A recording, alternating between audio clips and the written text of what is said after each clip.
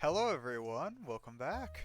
Today we're going to be doing a little history lesson on the Holy Grail Wars from the Fate series, the anime. This is just going to be from the anime.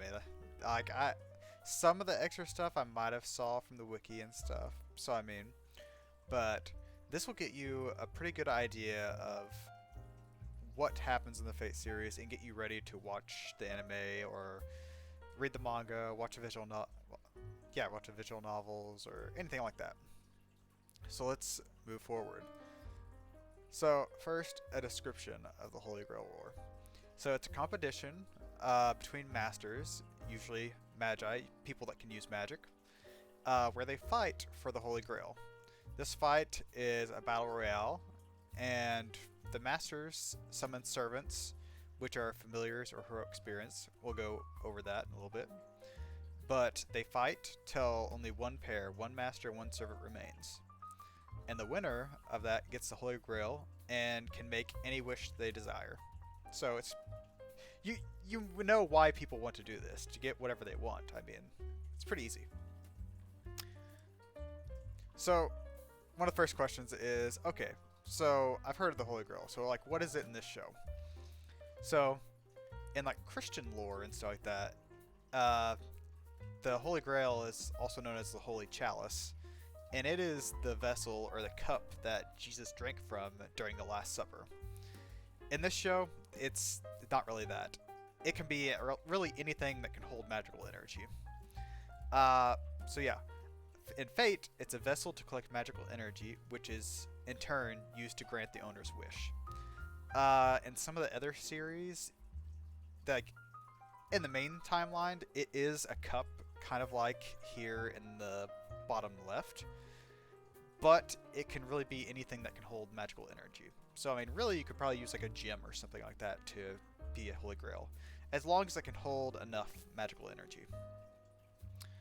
Um, so, anyways, the Grail comes in two different forms. The Lesser Grail, which kind of starts the reaction of the Greater Grail, which actually is the ability to grant wishes. So the Lesser Grail is kind of like the spark that starts the fire, which is the Greater Grail. So whenever a servant dies, it is put into the Lesser Grail, and it is kind of helped to power their Greater Grail. And then there in the bottom right, that is a picture of the Greater Holy Grail. It is not. I guess you could look at it and say it's kind of pretty, but it's definitely not holy. uh, yeah. So that's kind of the idea of it.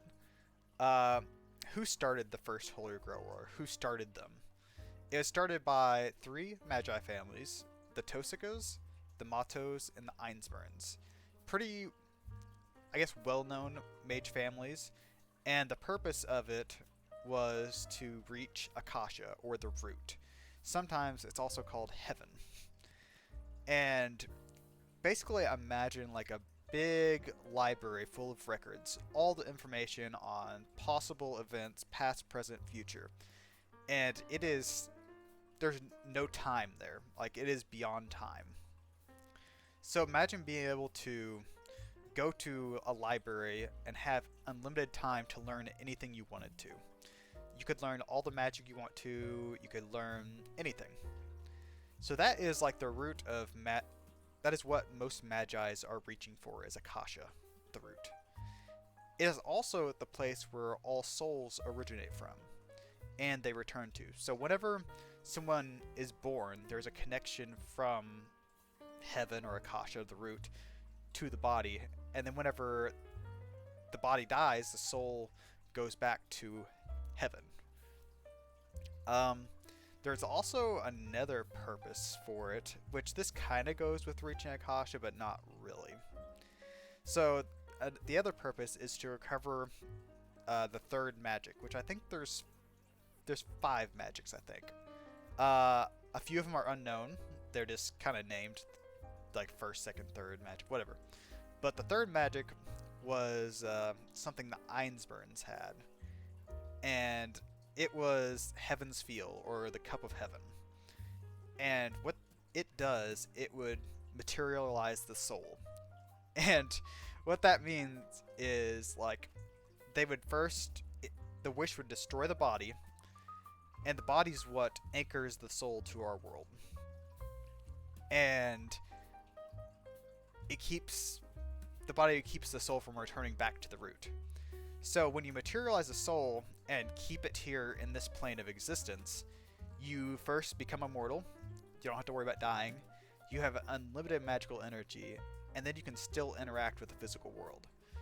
So it's kind of what the root is and kind of not. Because like you'd have unlimited time to learn everything because you're immortal, and you'd also have all the energy you could want. Then kind of the format of all the Grail Wars, or at least the main ones, and like the Fuyuki, like Fate Zero and Fate Stay Night, Unlimited Blade Works, Heaven's Feel, the regular one. This is the format for those. In different wars, they have different formats, kind of like a Fate Apocrypha or Fate Grand Order or anything like that. So the format starts out, there are 7 masters, usually magi, but you don't really have to have magic to do it. There's other special instances that can happen. So even if you're not a magi, you can still technically become a master. And each of these 7 masters will summon one servant of the different classes. And sometimes these servants, like kind of like King Arthur there, can be gender bent to be female instead of male. That's one of the things. And also Leonardo da Vinci also is female in some instances. So it doesn't really matter about genders anymore. The 7 servants are, well, the classes for them are Saber, which some of the examples could be like King Arthur, Siegfried. Lancer, which is Cuckoo Lane or Leonidas. Archer, Gilgamesh, Robin Hood. Berserker, Hercules or Lancelot. Caster, William Shakespeare, Leonardo da Vinci. Assassin, which would be Jack the Ripper or Phantom the Opera. And Rider, which could be Astolfo or Edward Teach, Blackbeard. So yeah, 7 classes. Each of these servants usually goes by their class name. So in like Fate Zero and Fate Stay Night, they would go by, oh, this I am Lancer or I am Archer or whatnot. Because whenever you give up your true name, it can tell you your enemy who you were, and also that could also in turn say your weaknesses. So they usually go by class names. And this here is a class affinity thing, which this is kind of only used in Fate Grand Order, but kind of has battle preferences. So Saber's good against Lancer, and then Lancer's good against Archer, Archer's good against Saber. Then Rider is good against Caster, Caster's good against Assassin, Assassin's good against Rider. And Berserker is good against everything, but then in turn, everything is good against Berserker. So now, what is a servant? A servant is a heroic spirit, or a spirit that is summoned by the Grail or by the Master. It comes from the Throne of Heroes, which is in Akasha or the Root or whatever. So, whenever a person dies, or I guess any spirit that human, animal, or machine that left behind a presence, like a great accomplishment or something, could, when they die, be transferred to the Throne of Heroes. And the Throne of Heroes is then where we pull heroic spirits from. So, like King Arthur and stuff like that, they are known throughout history and stuff like that. And they left behind great accomplishments. Other ones could be Hercules. He's a demigod, right? And just like how strong the servant is, or the servant's rank, is determined by the strength they had in life and the popularity after death. So the more well-known a spirit is, the more powerful they are. So King Arthur, Hercules, Gilgamesh, like anything that is very well known would have insane powers. Um, then these spirits, servants, also have the ability to switch between a spiritual body and a material body. And material body, you're like, oh, that's just physical body, that's fine. What do you mean by spiritual body? Well, basically means they can turn invisible. They just turn invisible, they can kind of go through walls and stuff like that. And it also makes it so the master doesn't have to give them as much energy. They don't use as much energy when they're a spiritual form. These servants, while fighting, have a unique attack basically only to them. Some people can share noble phantasms, but it is called a noble phantasm. For King Arthur here in the corner, hers is Excalibur. Really well-known sword. Almost everyone knows about King Arthur and Excalibur. So she is super powerful.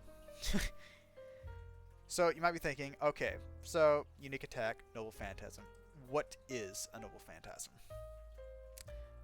It is the symbol of the hero's existence. So something left behind by them that is so well known that everyone knows about it. So kind of like King Arthur there, Excalibur is kind of a symbol, or Avalon, which is the sheath for Excalibur. It is a weapon or ability used by the heroic spirit. It is usually their trump card. It's like their last resort, their most powerful attack. And it is possible to have more than one noble phantasm. Most servants only have one. But there's multiple that have different noble phantasms. So don't just think, oh, that's it. The noble phantasm uses insane amounts of magical energy, so you can't just be shooting it off at all times. But it is powerful enough to take out servants pretty easily.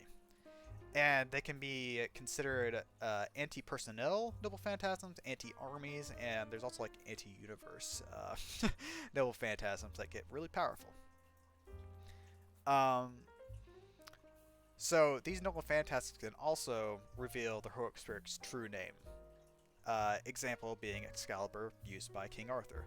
So whenever Arturia or King Arthur uses the noble phantasm, she yells out, Excalibur, and that would tell you, it's like, oh hey, if I survive this, I know her true name now, I could possibly know her weakness because of that.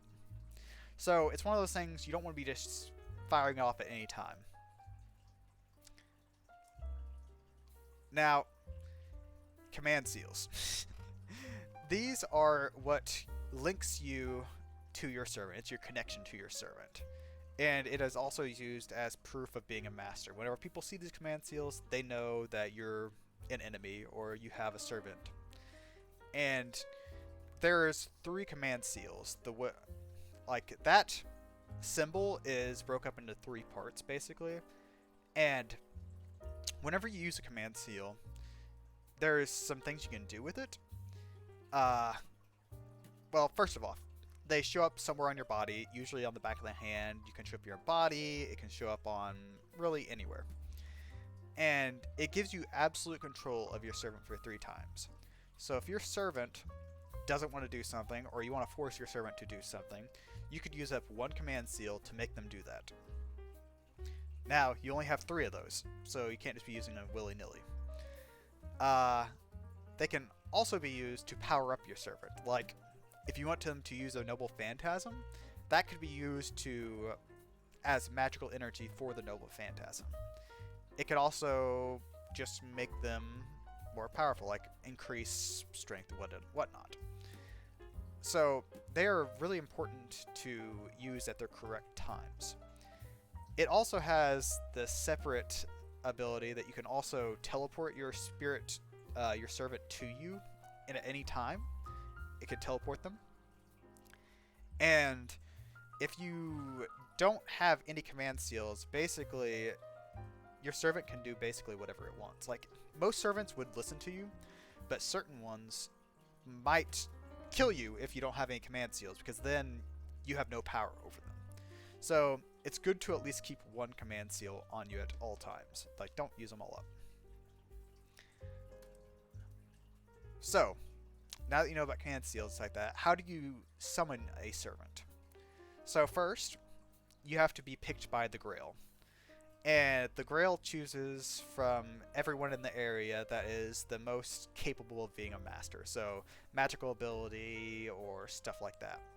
So, usually, the Tosaka, Ironsburns, and Matos are there. So, they're going to have one family member from each of those families participating. So, that's 3 places usually taken up.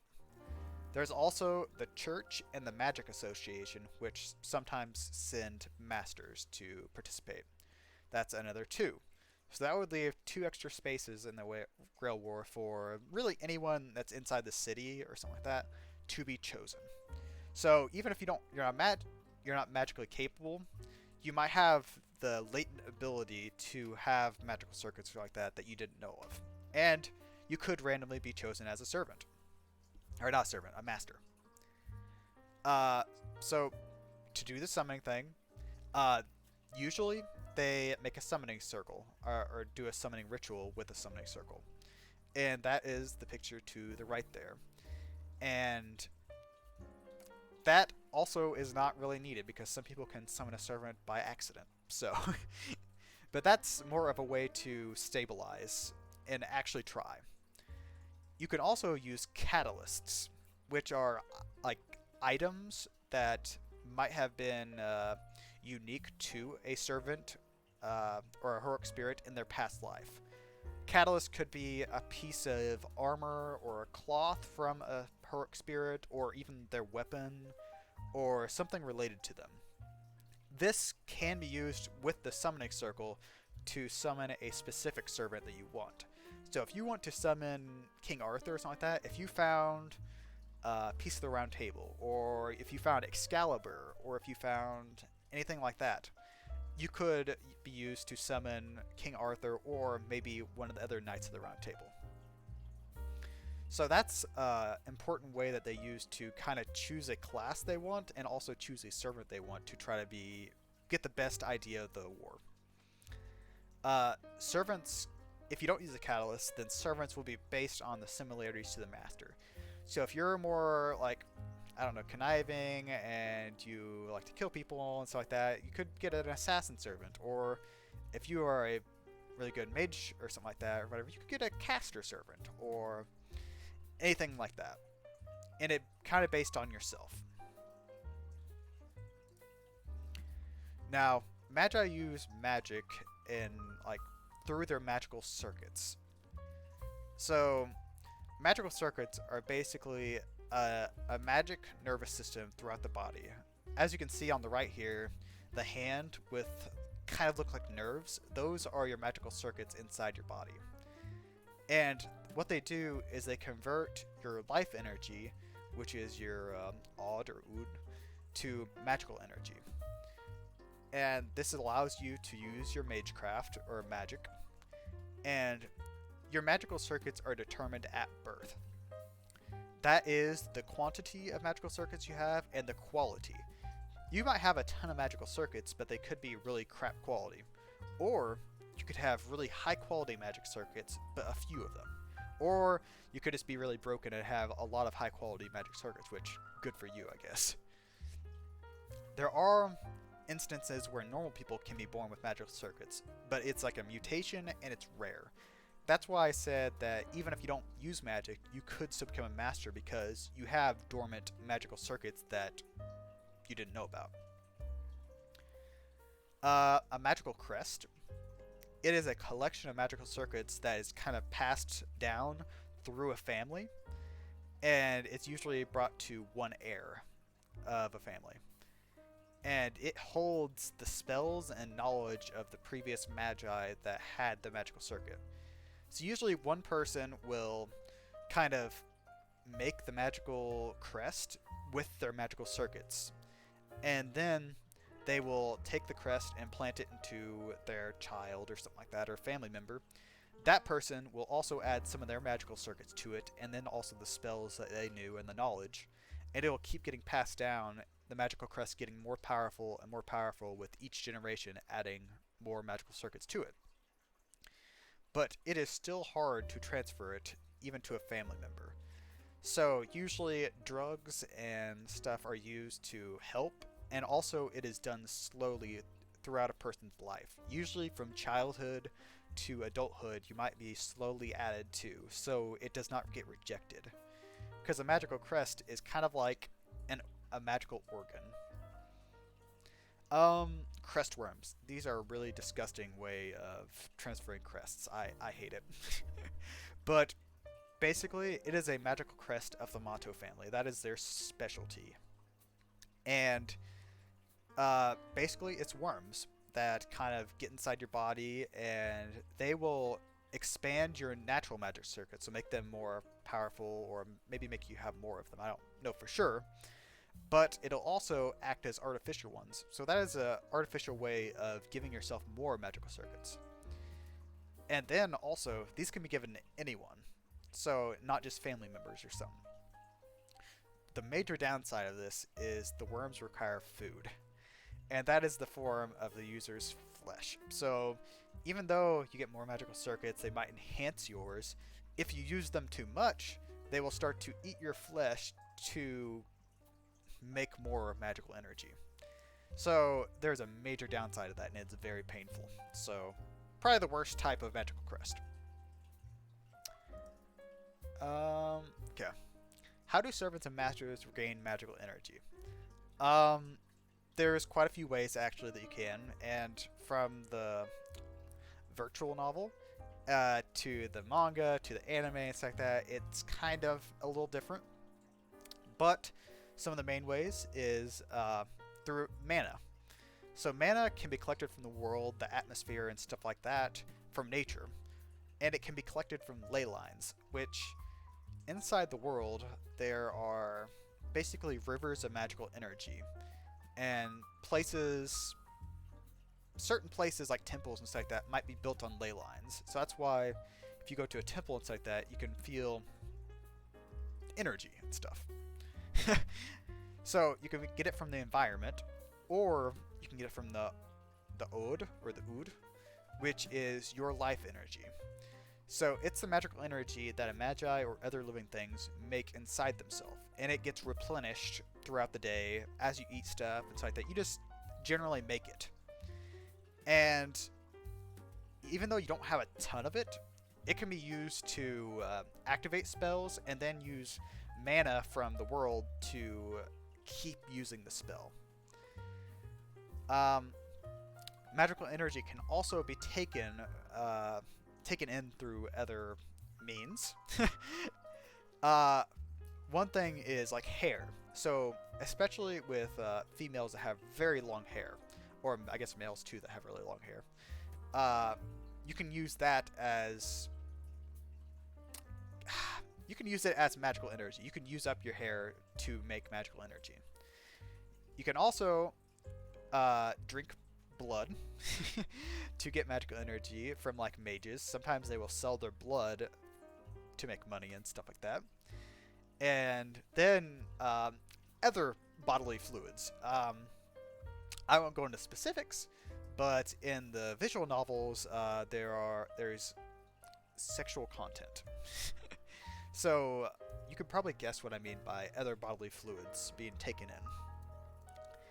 That can be done with servants and masters. So if you're a person that does not have magical abilities, and you have to supply your servant with magic, you could feed them your blood or other bodily fluids.